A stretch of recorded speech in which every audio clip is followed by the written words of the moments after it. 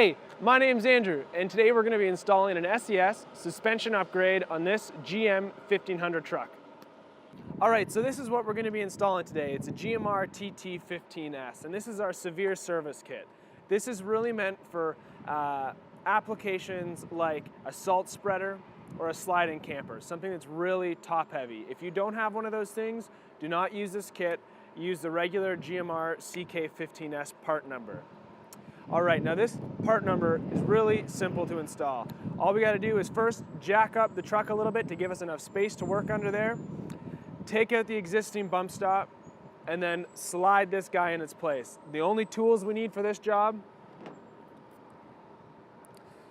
are a 10mm socket and a 17mm socket. If we got that, we're good to roll. Alright, so what we've already done is we've lifted up the truck and we've put a jack stand on there just for safety, and lifting up the truck is just going to give us a little bit of room to get our socket in there. With the extension on there, it's kind of hard to position it in there.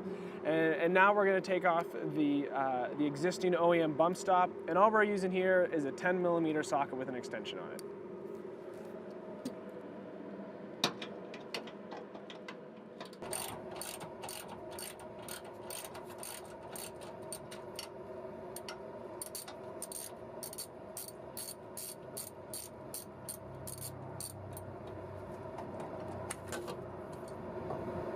All right, so now we've switched over from our 10mm socket to our 17mm socket.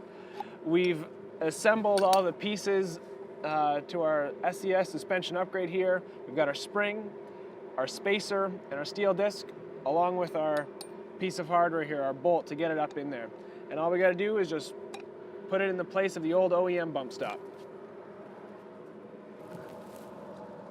All right, so you gotta find that hole, and then you're just gonna want to kind of tighten it up just with your finger. Reach in there with your finger and tighten it around for a bit, just so you can get it to hang at least by itself. And once you got that far, you get your socket.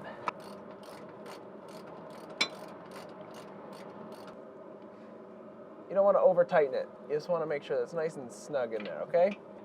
All right, the next thing we're going to do is we're going to lower the truck to see if we've got 1 inch of space here. We're going to want 1 inch of space from the bottom of this spring to the top of the axle, so that when you're empty and you've got nothing in the bed of your truck, you're not going to get a harsh ride. So let's double check that. All right, so we've lowered the truck and we see that we've got roughly 1 inch of space in there. So that's ideal, so that when you're totally empty, you're not going to get a harsh ride. And now when you put on that salt spreader or sliding camper, this guy is going to engage and start doing its work, keeping your truck sitting nice and level.